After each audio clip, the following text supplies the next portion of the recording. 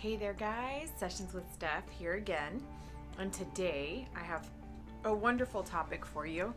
What's in your color? I don't know if you guys can see my little flip chart. I have a flip chart going. What's in your color?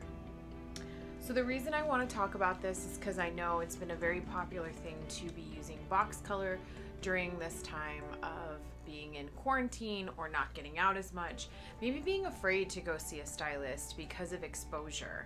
Now, speaking on that, I know for a fact, having worked in a setting with lots of stylists and we're now working on my own, any area you go into, we are highly trained in sanitation, so don't fear about that, guys. As long as you're wearing your mask, know that we are cleaning everything to the best of our abilities, and what we use is, it is a medical grade cleaner. We are taught sanitation for most of our time in school, so not something you necessarily have to worry about. However, going into what's in your color, the reason I bring this up is because you do have different types of color, and I feel people are now wondering what's really in these things.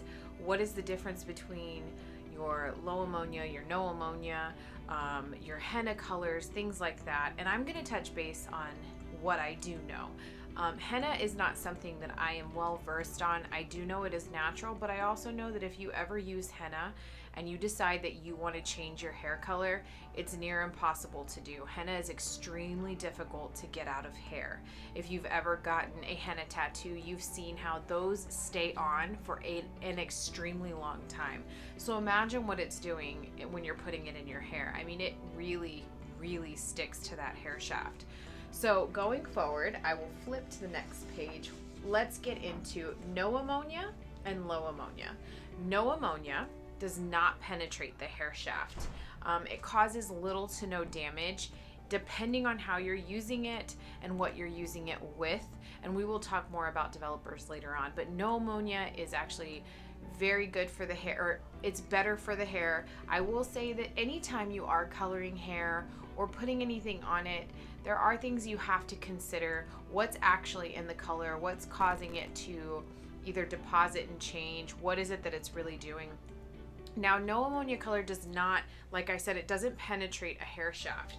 So if I were to show you an example of a hair shaft, I'm going to use the bottom of my bottle because it's white.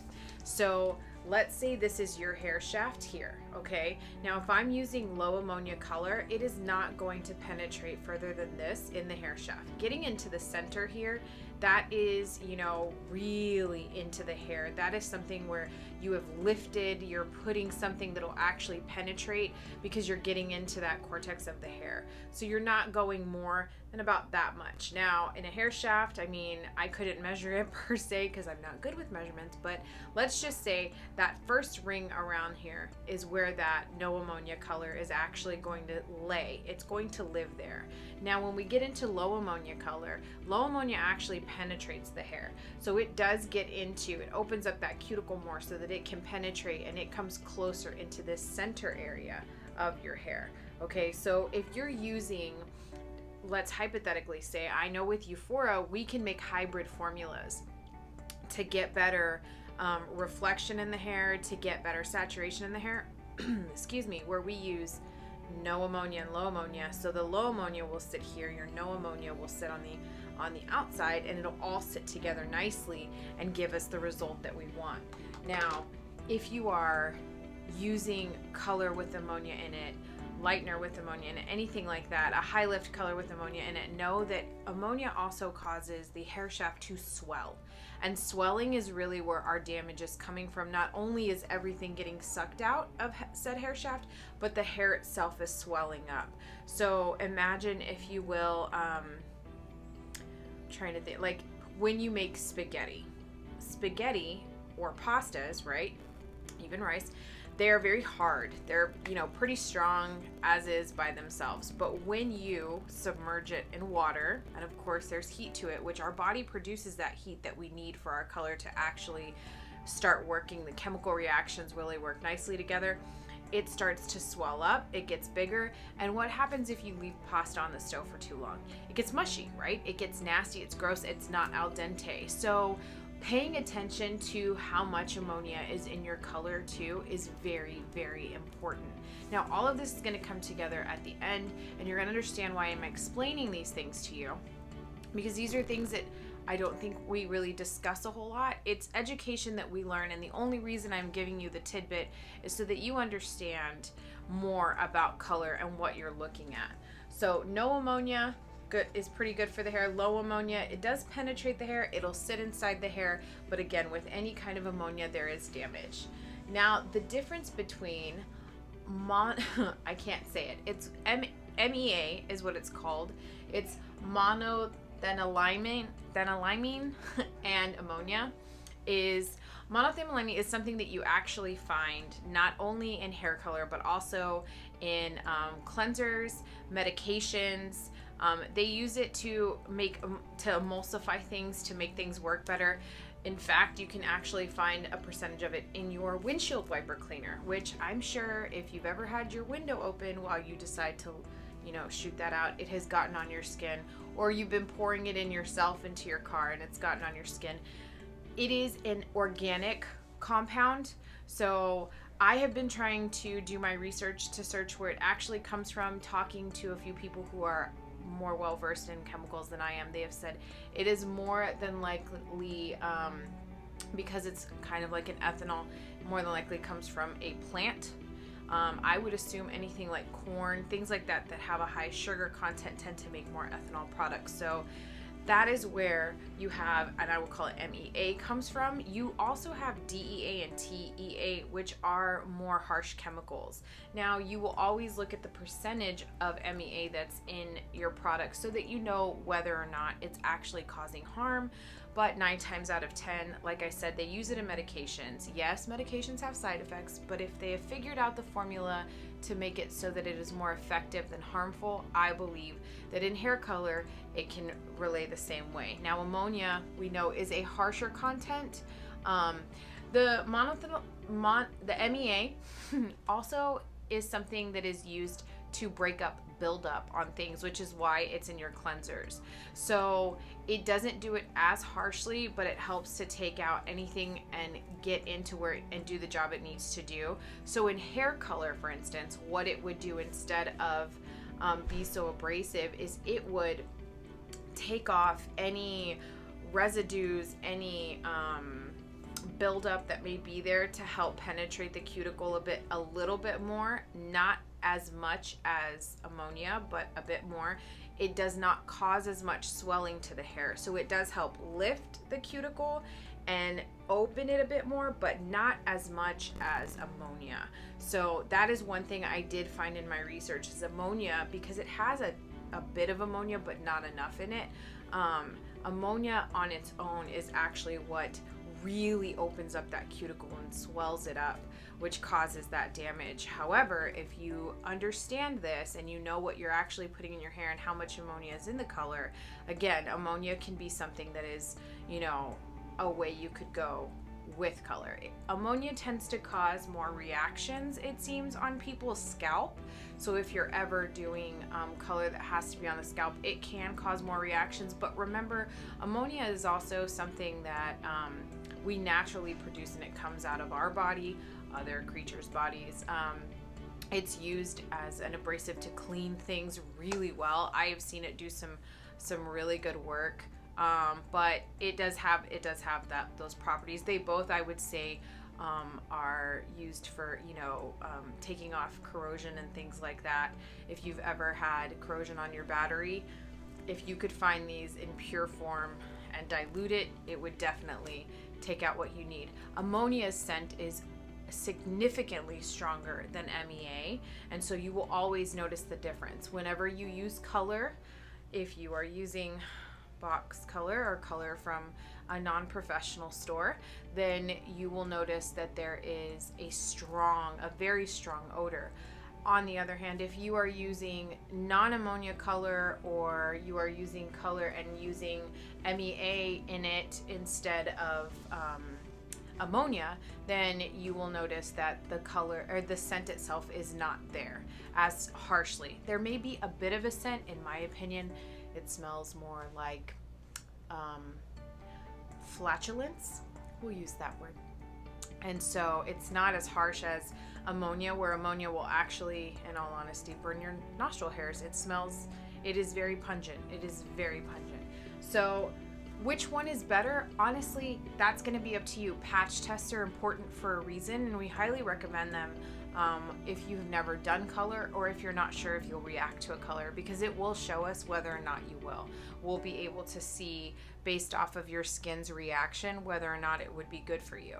So find a salon that does use color with ammonia, and then find one that doesn't have as much ammonia or has no ammonia to it, and see which one actually reacts better with your skin, so that you can understand whether or not it's going to be best for you. Itching on the scalp is not a good thing, so you never know though. There are a lot of people who I know who use ammonia color. It doesn't affect them at all. I have found, now that I have changed color lines, no ammonia is the way for me, or low ammonia, because I don't have a reaction. Whereas before, it would really inflame my psoriasis a lot, and I would get blisters on my ears as well that I just thought was normal. But you know, it's more pleasant not getting that reaction. So that is the difference between the two. And again, which one's better? Honestly, it's up to you. It really is, because both of them technically are chemicals. So you're gonna have them in there. Now we're gonna go into developers, and developers come in all of these volumes, as we call them: 5, 7, 10, 15, 20, 30, and 40. And then you have the percentage that's on the side. A 5 is at a 1.5%, 7 a 2.1, 10 a 3, 15 a 4.5, 20 a 6, 30 a 9%, and 40 a 12%. Now, if you're wondering what these percentages are, when we are doing color and mixing color, we also have to add a developer to put in to give us extra lift or deposit, depending on what we need. Now, the percentage is the peroxide mixture in said developer, and this is all a percentage of that included in with what else we put in. Usually it is a water base when you are using any kind of developer, simply because you have to be able to mix these without combustion. And so they play a lot with developers, but water is one of the main ingredients. You always have that little bit of peroxide. Some developers have ammonia, some have MEA. It just depends on the type of hair care line you're using, or hair color line you're using. But the important thing to look at is this. We all know what peroxide does. If you've ever had a cut, you know how it can clean. You see how it bubbles. So imagine the peroxide and the ammonia, the MEA, coming together, and what reaction they have. Now, peroxide already opens things up to clean it.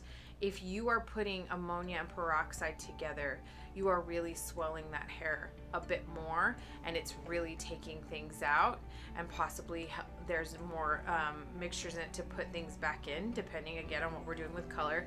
Now, if you are using MEA, you're stripping that hair a bit more of anything that may lay over it. The peroxide is helping to take out what needs to be taken out, depending on the type you use, as harshly or non-harshly as you want, and then the rest of it is doing the job that it needs to do. So putting it all together, your MEA and your ammonia can definitely have an effect when you are using developers. So personally, what I have found using euphoric color, I am not using these 3 developers as much as I used to when I needed it, because 20 volume is definitely something I use when I highlight, but 30 and 40 are 2 that I really don't touch as much anymore, because I don't really need to. I'm getting what I need with my coverage out of my 15 volume, and when I'm glossing, my 5 is great. So 7 on occasion I do use, and 10 if I am really trying to get something to stick just a bit better. But these percentages are really what you need to look at, because that amount of peroxide, depending on what you're doing, is going to make a huge difference. And know what's in the product that you're using, because depending on how much they put in with what they need to get your hair to do what you want it to do, this makes a huge difference. Remember that swelling of the cuticle, it's chemical reactions that happen. It's not just one or the other that's going into the hair. It's all of them combined. And people who do this for a living, God bless you, who sit down and come up with this, I don't know how they do it. I was trying to look at all this stuff online, guys. There's like lines and letters and it looks cool, but it's weird. We have to just appreciate them for a second. Thank you so much, you guys, for doing the research and showing us this. But this is what your developer is, and this is what the percentage of your peroxide mixture in it is. So know that when you go in and decide that you want to lighten your hair at home or color your hair at home. And then the reason I bring this up is because there is a reason why we ask you not to use box color, guys, okay? Why we ask you not to use box color. It's not because we're evil, money-hungry stylists who believe that everybody should bow down at our feet.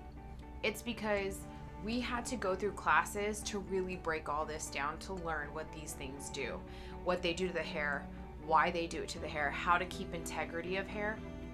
And so when you're buying box color or when you're buying color that is not professional color, you don't know what you're getting, and neither do we, honestly. We study lines that we use more often than not. We, all have our preferences on the color lines that we use, but we study those. We learn them inside and out. We're constantly taking education. When you go and you buy a $7, $14 box of color at Walmart, at Target, at CVS, at Walgreens, you don't know what you're getting in that. And honestly, the only thing that we know is in there is 40 volume developer. Why do you need 12% of peroxide if you're trying to go 2 levels lighter? Why? Does it make sense? Not really. But that's what they're putting in there because they're trying to make sure that they don't mess it up. The thing is there's so much more to it. When you're doing color, there's a lot that we have to consider. It's not just, oh, she wants to be a dirty blonde. Cool. Let's put dirty blonde on her hair. That's not how it works. It really isn't. I'm not going to break it down for you because if you come sit in my chair, I will. But if you're not here, I'm not going to give you all the tidbits through a video because those are things that we pay to learn, and we do it because we want to help people. We want to make people beautiful and make them feel good inside and out. Our salons are safe spaces. They are safe, positive places you can be to feel better about yourself. We're not telling you don't go get box color because we want you to come spend $600 in our chair. We're telling you don't go get box color because we want to be sure that we educate you on what's going into your hair and why it benefits. I don't care how many conditioners they put in a box color. They can't replace what they took out of that hair. It's not a treatment that's actually going to work. 9 times out of 10, it's really just something filled chock full of parabens and waxes and things like that to make you think your hair feels good. Trust me, I know. I did it once. And I'll tell you what, I would never, ever, ever go back to a box color ever again. Even if I hadn't finished school, knowing half of the stuff that I know now, and I had walked away from it and decided, you know what, I'm just going to be a medic for the rest of my life, which was what I intended, I still wouldn't use box color. It's not safe for the hair. And knowing what I know now, I realize a lot of people are trying to put it out there like this isn't box color when it really is.